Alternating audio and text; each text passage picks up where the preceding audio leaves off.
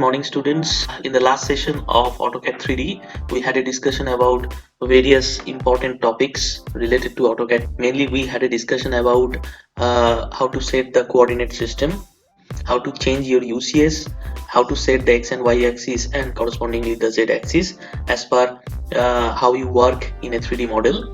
We also had a discussion about various important commands like union command.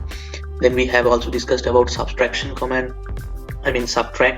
Then we have also discussed about intersection, interference. Like this, there are many important topics that has been discussed in the previous session. If you have not followed the previous session, please go and check out the last video in the playlist.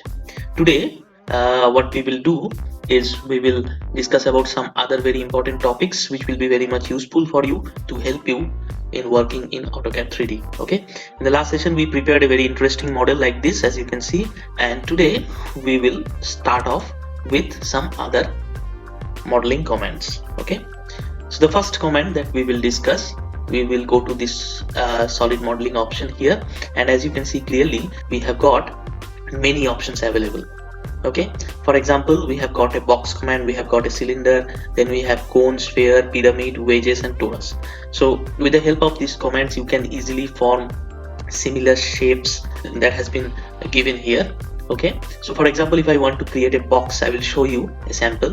You have to click select this box command, then it is asking me to specify the first corner. So if I specify an arbitrary corner here, it is asking me to specify the dimensions of the box. So if I simply give the dimension as suppose 200, okay, then tab, then we have to specify the width, suppose it's also 200, okay, enter, and then you have to specify the height.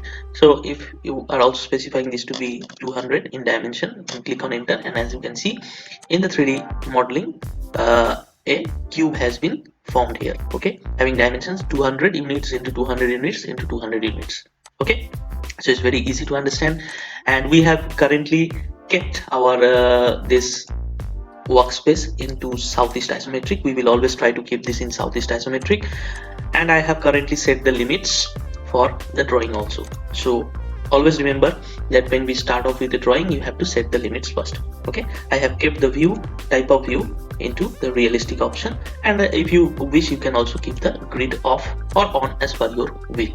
Okay, so this is about the box command, as you can see. Then similarly we have got the cylinder command. So in case of a cylinder, you have to specify the center first. So it is asking me to specify the center point of base, so I will specify an arbitrary point here, and you have to give the diameter. So if I give the diameter as suppose 200, okay, then you have to specify the height. If I again give this to be 200, you can easily see that we have formed a cylinder of the specific dimension given. Okay, so similarly the other options, the cone, the sphere, the pyramid, wedges and torus, this type of objects you can easily create it by using this particular options available in the panel. Okay, next we will be discussing about, let us delete this. Okay, I'll also delete this. Okay, next what we will discuss is about these options, that is the extrude, loft, revolve and sweep. Okay, so when we discuss about this extrude command I have already shown you in the previous lecture in AutoCAD 3D. So for the time being, I am simply creating a rectangle of a given dimension. So if I give the dimensions as suppose 150, okay, and suppose I am specifying the width as suppose 100, okay, so as you can see that I have formed a rectangle of the given length and width that I have specified. Okay, now if I use this extrude command, what happens is you are extruding this 2D object that we have created. Select this, it is asking me to select the object to extrude, so I will select this object, click on enter, then you have to specify the height. So if I specify the height as suppose 80, then as you can see that I have already formed a 3D object which looks like this. Okay, this is about the extrude command. When we discuss about loft option, let us first create an polyline. For example, I am creating a polyline like this. I will keep the ortho on, so I am keeping the ortho on here, And suppose I want to change the face on which I am drawing it. So if I want to change the space, I have to go to this visualize option. I can actually use this 3-point method of changing the coordinate system, or simply I can go to this option and I can select the face on which I want to create the object. So if I am specifying this to be the right, so as I have changed the working coordinate system to the right from the options available here, as you can see that X and Y axis has been aligned in the right side of the object or the right plane. Okay, so I'll go to this home option again, and suppose I am creating something like this in an with the use of this polyline option. So if I create something like this, I'm creating an arbitrary shape here, and as you can see that the polyline that has been drawn here is simply drawn on the X and Y axis. This thing I have already repeated numerous times, that whatever you are drawing in AutoCAD, that will be drawn on X and Y plane, and if you are in a 3D modeling space, then in that case the 3D object will be created along the Z axis. I mean extrusion will be along the Z axis. So for the time being, you can see that X and Y axis has been aligned in the right plane. So therefore I have drawn something like this. So we were discussing about the second command, that is the loft command.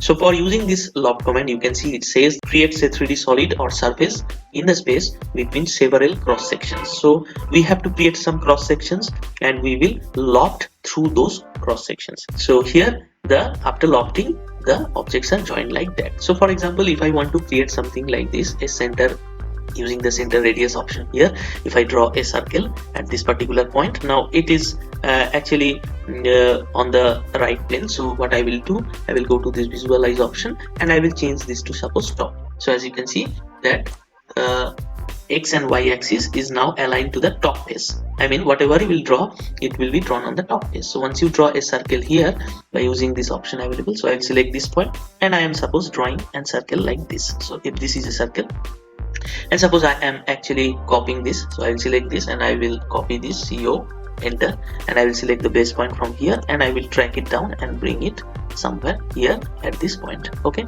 so we have got two sections available here, two circles, and suppose I am drawing another circle here at the center point of this, but here I want to change the plane. So what I will do, I will go to again visualize option and I will change it to the front option. Okay, so if I select this front option, you can see X and Y axis has been aligned in the front plane. So I will go to this home option again and I will select this center radius option and I will drag the center point here, and suppose I am drawing a circle like this. So we have got three cross sections available here along this path. So I'll go to this loft option and it is asking me to select the cross sections in lofting order. That means in order, first this, then this, then this. Okay, the first cross section, the second cross section, and the third cross section. So how you are selecting the lofting order, the lofting will be done like that. Okay, so what I can do is, now as we have oriented this cross sections here, I can go to this loft option and I can select this first cross section, the second cross section, and the third cross section, and as you can see that we have we'll click on enter and we will again click on enter. Then you can see that we have created an interesting model here which looks like this. Okay, so it looks like this, right? It's an interesting model that we have created here. So this is how you use the loft option, right? Then again I will keep this in the southeast isometric view. I can zoom it a little bit. I will discuss next about this sweep option. Okay, so once you click on this sweep option, suppose I want to create something like this. There is an option available, so I will select on this arc option. Suppose I create this 3-point arc. Okay, so I want to create this 3-point arc like this.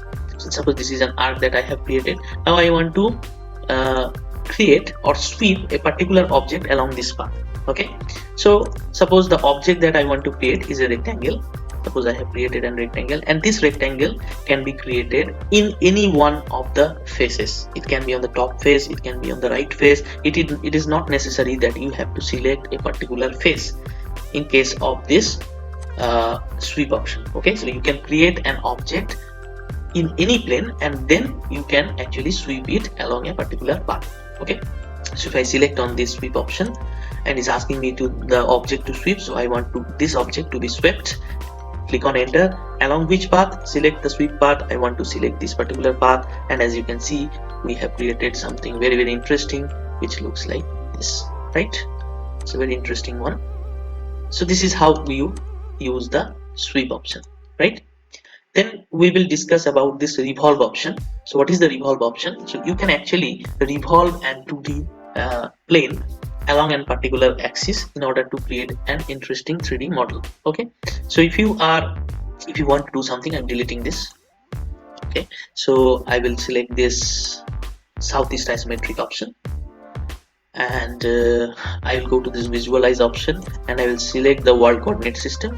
And as soon as you create this select this world coordinate system, by default the coordinate setup will be changed. This I have already discussed. Okay, now if you want to draw something like this, you want to create a profile. For example, I want to use this polyline option here, and I want to draw it on the top face, and it's actually oriented in the top face X and Y. So I am creating something like this, and an interesting profile I want to create.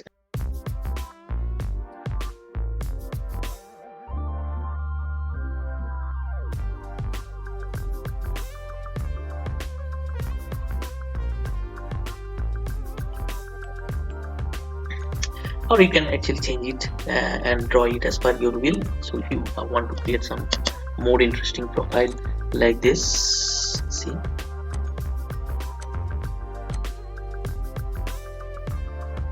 okay, so I'm joining it here. Okay, so suppose I have created an arbitrary profile. I have to join this, so I'll select this and click on J, enter. Okay, so now this is a single polyline, as you can see. Now if I go to this revolve option here, it is asking me to select the object to revolve. So if I am selecting this as the object, click on enter, and it is asking me to specify the axis start point or define the axis. So once you are rotating a 2D profile along a particular axis, you have to specify the axis. So if I specify this as the particular axis, I am selecting that as the first point and this as the second point, and as you can see that I can rotate that 2D profile along that particular axis which I have specified. Now I can give the angle. So if I want to give this angle to be 360, okay, so it will be revolve along 360 degree. Okay, so I'll click on enter, and as you can see that we have created a very interesting model here in 3D which looks like this. This is how you use the revolve option in AutoCAD 3D. Okay, another option we will discuss for this video is the PRESSPULL option. Okay, so once you are creating a rectangle, something like this, suppose I am creating a rectangle, let us bring this to southeast isometric. Okay, so this is the southeast isometric view. You can keep the grids on if you wish to. Okay, not an issue. Okay, so if I am creating a rectangle, suppose I have created a rectangle of dimension, suppose 500. Okay, and this is also 500 with enter. So where that I have created here, I want to offset this, offset at a distance of suppose 20, enter, select this, and I have offsetted this at a distance of 20. Now you can see that if you use this extrude option, then what happens, you are allowed to use this extrude option in order to select any one of these profiles. Okay, so if you select any one of the profile, click on enter, then that particular 2D object will be extruded. You can use this PRESSPULL option in order to create hollow objects very easily. Okay, so if you select this PRESSPULL option here, and it is asking me to select the object or the bounded area. So if I select this as the bounded area, you have to bring your cursor and scroll it along this plane. Once both of the profiles are selected, click on that area and you can actually extend this or press pull it at a particular distance. So if you are, for this I am giving 150, enter. So as you can see, if you are orbiting this, you are getting an interesting profile which looks like this. Okay, so I hope you have found this session interesting and you have learned about many important comments. I'll be providing with the assignments from the next class onwards, and we will work on the same. Okay, so thanks for today. Thanks for joining.